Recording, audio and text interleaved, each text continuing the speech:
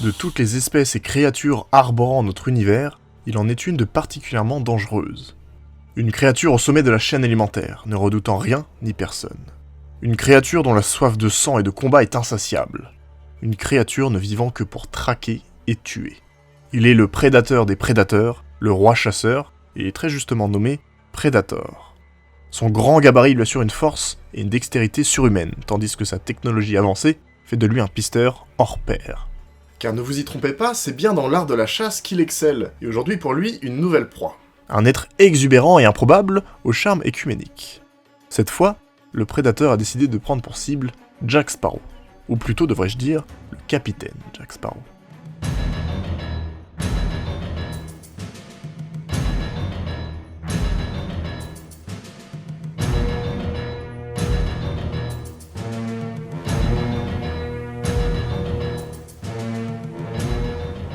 Jack Sparrow est à la recherche de la cité perdue d'Eldorado.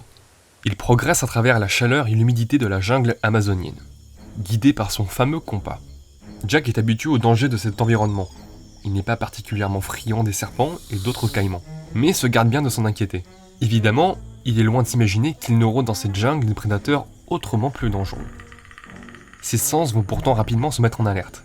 Au détour d'un arbre, il tombe sur un cadavre, complètement écorché à vif, une vision bien peu reluisante. Bon, très rapidement, Jack passe à autre chose et impute cette découverte à un rituel exercé par une quelconque tribu indigène environnante. Comme à son habitude, le prédateur observe sa cible, avec calme et attention. Il remarque que sa proie n'est pas seule, qu'elle est accompagnée par quelques hommes de main, une petite partie de l'équipage de Jack. Mais ce qui retient véritablement l'attention du prédateur, c'est l'obsession avec laquelle Sparrow regarde son compas. Bien sûr, il ne comprend pas encore l'utilité de l'objet, mais sa curiosité est grandement attisée. Sa cible semble désormais seule et en proie à la réflexion, le moment parfait pour l'attaquer. Sparrow consulte tranquillement son compas lorsque une sorte de trident vient se planter sur l'arbre juste à côté de lui. Cela aurait pu être pire pour le célèbre pirate, mais cela aurait aussi pu être beaucoup mieux. En se plantant, la dague a emporté une partie des cheveux de Jack, si bien qu'il est désormais bloqué à l'arbre par l'intermédiaire de ses cheveux. Il essaye de se débattre pour les retirer, mais rien à faire, ils sont trop solidement attachés. Il observe les environs et aimerait pouvoir déterminer d'où et de qui provient cette dague, mais il ne repère personne. Seulement quelques fougères bougeant toutes seules et avançant en sa direction. Quoi que cela puisse être, Jack comprend que la menace qui le guette n'est pas visible et qu'elle approche très rapidement. Il prend alors une décision radicale afin de se libérer. Il dégaine son épée et se coupe la partie droite de ses cheveux. Désormais, il prend ses jambes à son cou. Jack court à travers la jungle luxuriante. Il ne prend même pas garde aux nombreuses bestioles qu'il piétine. La situation l'inquiète beaucoup trop. Il n'avait jamais eu à fuir une menace invisible.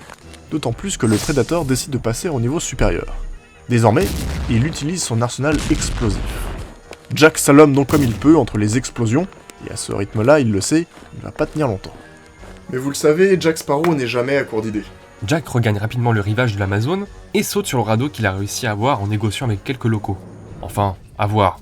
Qu'il a réussi à se faire prêter contre quelques victuailles. En restant dessus suffisamment longtemps, il est persuadé de pouvoir descendre le fleuve jusqu'au Pearl.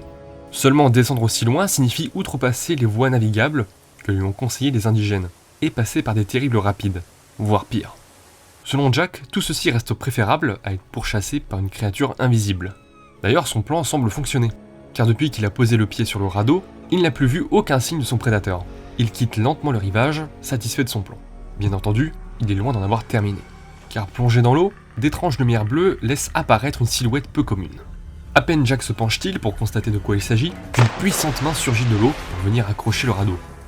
Surpris, Jack effectue quelques pas en arrière, pendant que la silhouette grimpe sur le radeau. Il fait alors face à une puissante créature de plus de 2 mètres, et à l'allure terrifiante. Le Predator. Au contact de l'eau, son camouflage s'est désactivé. Le voilà à la vue de Jack Sparrow. Les deux individus s'observent quelque temps, puis le Predator se met à attaquer Jack. Heureusement pour ce dernier, s'il y a bien un domaine dans lequel il est capable de rivaliser avec le Predator, c'est bien celui du combat au sabre.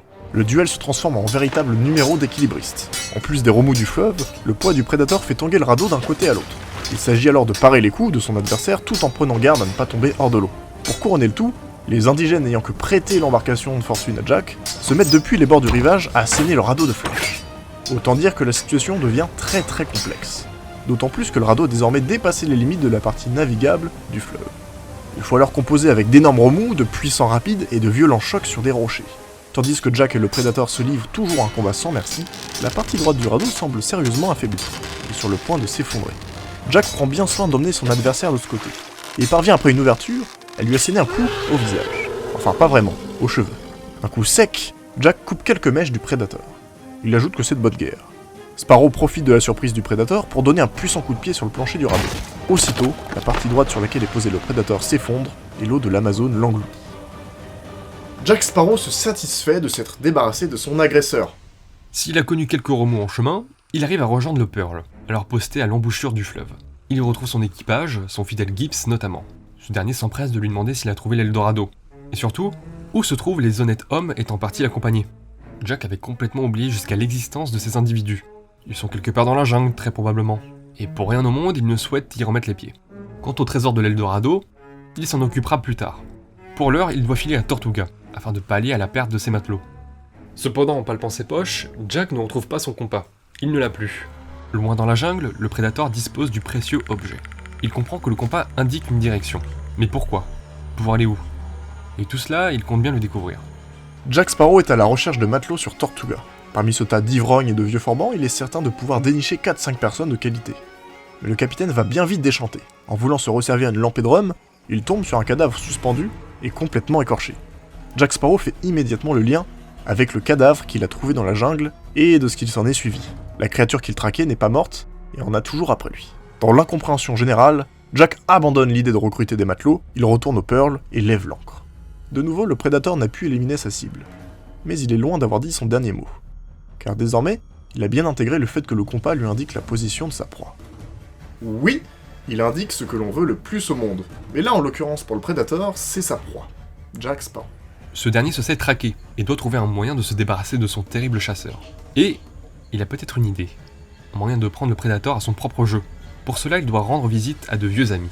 Pas de doute pour le Predator, sa cible se trouve quelque part sur cette île. Il progresse discrètement à travers la jungle et semble enfin avoir trouvé sa proie.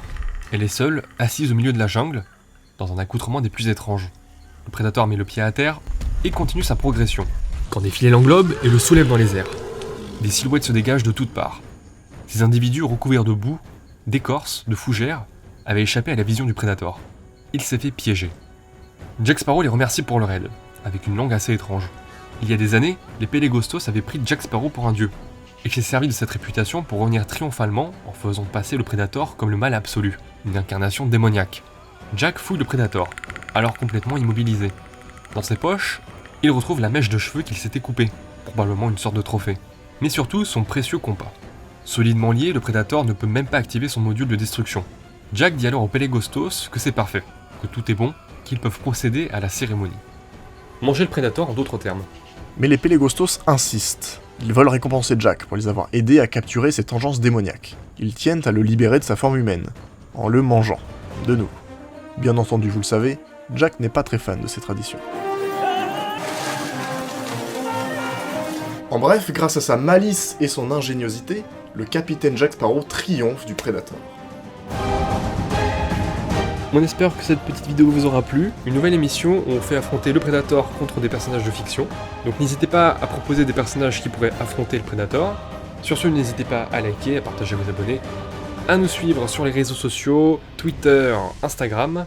Et sur ce, Et sur ce, à la prochaine.